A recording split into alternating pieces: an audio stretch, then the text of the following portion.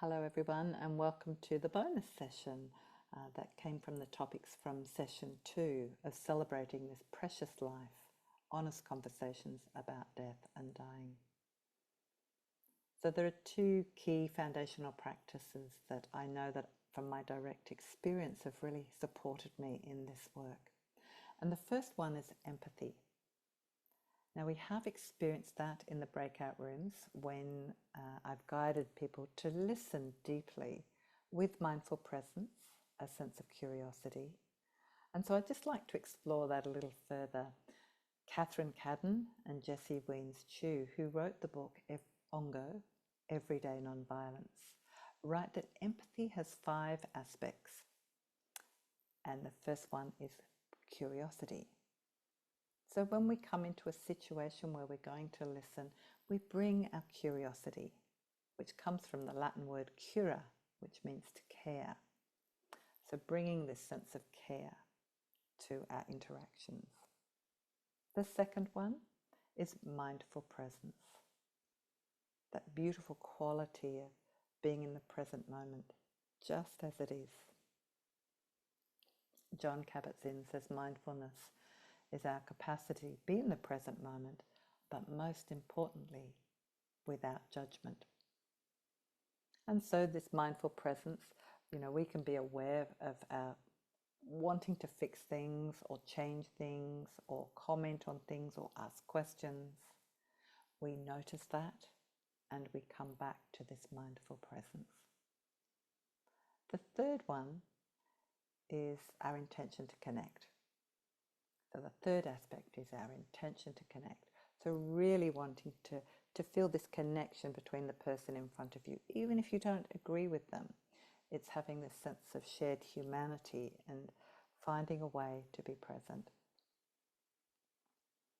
Sometimes I find that having that intention can change my whole relationship with someone to one of softness and care and kindness.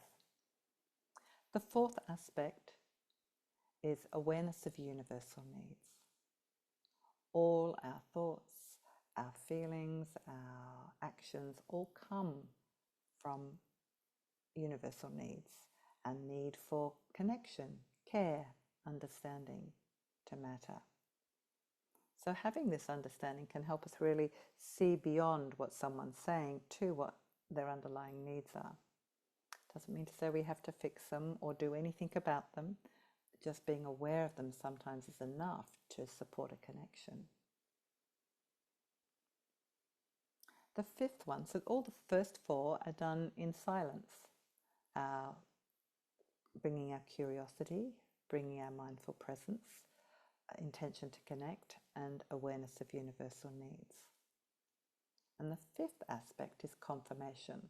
And sometimes that's done in silence as well. It might be a sense of, yes, I'm here, no, just giving body language that suggests that. But it also might be spoken. And that might be through a reflection of what you've heard, using very few words to reflect back what has been shared with you. Or it might be, as you saw in today's session, a shower of needs. It might be just an awareness of those needs. So I hope you enjoy exploring that a little more in your day-to-day conversations. Maybe just try out one aspect at a time. Bring a sense of curiosity to the next conversation you're having, or a sense of mindful presence, and start to build them into each conversation. The next practice I'd like to share with you is self-empathy. Self-empathy is great for those moments where you're telling yourself something that's really quite distressing or upsetting or alarming or fearful, and it can be helpful. So hopefully you've got a pad and pen handy, and we're just going to do this practice now. So bring to mind something that maybe didn't go quite the way you would have liked it, or maybe a difficult scenario, like maybe you're finding it hard to have a conversation with someone about dying. Just something that leaves you a little uncomfortable. And so it might be you write down exactly what happens. Like maybe if it's having a conversation with a parent, it might be you want to have this conversation, just write down, I want to have a conversation, but I find it's really awkward. Mum just, shuts the window on that conversation. It's like, no, she won't have it. Or maybe you had a difficult meeting with a family member this afternoon. Whatever it is, just write down something that didn't quite go the way you would have liked it. You might want to pause this video. So once you've got an outline, and it really is an observation. It's like if you could look through that moment through a camera lens, you're writing down exactly what you saw or what you heard said. It's just capturing it without analysis or judgment. And then write down all the thoughts you have about that. So it might be you write down all the thoughts you're telling yourself. Oh, you're so stupid, or how could you do that? This is never going to change. Whatever the thoughts are. So again, you might want to pause the video and just empty your mind of all these thoughts that you're telling yourself. And now turn your attention to the other person in this scenario. What are you telling yourself about them? They're so stupid. Oh, they'll never change. This is how it's always been. So again, pausing the video if you need to, and just writing down all these thoughts. No matter how much you believe them or don't believe them, just writing them down. It's good to know what you're thinking. Again, you may wish to pause the video. Now, once you've sort of emptied your mind out and you've got all these thoughts on the paper, looking down and circling one or two thoughts that you'd like to work with, probably two or three actually. So just circling them and going, that's the one I'd like to work with today. And here's the self-empathy practice. You start by choosing that one thought, and it's very helpful to use your hands in this when you're learning this practice, because it really helps you to associate, this is what I'm telling myself. So you place your hand on your forehead and you read out the thought. And that might be, this will never change. And take a breath. And when you place your hand over your heart, when I tell myself that this will never change, I feel. And just notice what you feel in your physical body. Do you feel the tightness in your chest or in your shoulders? Maybe you feel sad. Maybe you feel confused. Maybe you feel a weight in your belly. So again, pause the video. When I tell myself, I feel.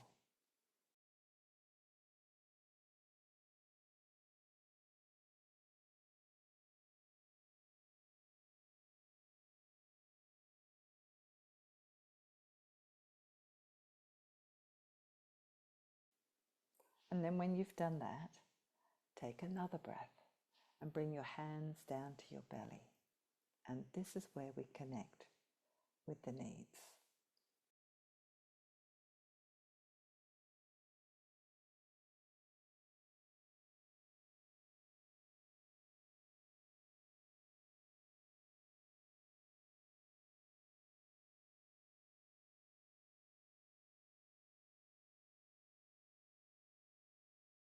Really connecting in with the needs that jump off the page at you. So it's when I tell myself, blah, blah, blah, blah, breathe, I feel. Breathe, because I need.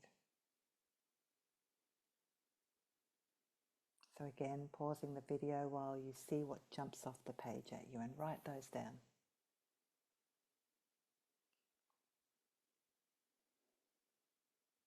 Now, sometimes things aren't linear. So you might do the first part of the practice when I tell myself things will never change. You take a breath and you bring your hand down to your chest. It makes me feel sad, scared, lonely, whatever it is for you. And then you might hear yourself, oh, this will never work. So you bring your hand back up to your forehead, and it's like, when I tell myself, this will never work, breathe. Bring your hand down to your chest and see what's alive now. Take another breath and bring your hands down to your belly. What do you need right now? And just checking in again with those needs. Now, when you've got all the needs written down on the paper, you might want to go back to the other thought that you circled and work with that thought and come down and just sort of have a look at all the needs that are underlying all this that's going on inside you. And then look at your needs and circle 3 or 4 that are most alive for you in this moment, and then write them down. And the invitation now is to look at those needs and just say them to yourself. Not to try and make them happen, not to try and meet them in that way, but rather to meet how these needs live in you, how the energy of these needs are alive in you. So you might just hold it close. You might put your hand over your heart, or just repeat them out loud if you can, or say them silently. For example, compassion.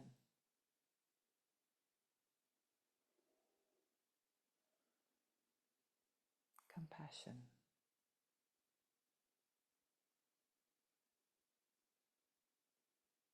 Compassion. And notice what happens. I noticed as soon as I said it, I could feel my shoulders soften, my belly soften. And just hold that need close. Compassion. How does it feel alive in me? Or maybe it was a need to be seen or to matter. And I would just hold it to matter. How do I know how do I know when that need is fulfilled? How do I know when that need is not fulfilled? How is that need for me when I'm on my own, or when I'm with my family or a group? And so we start to explore this need. We sort of meet this need by turning towards it and developing a relationship with it.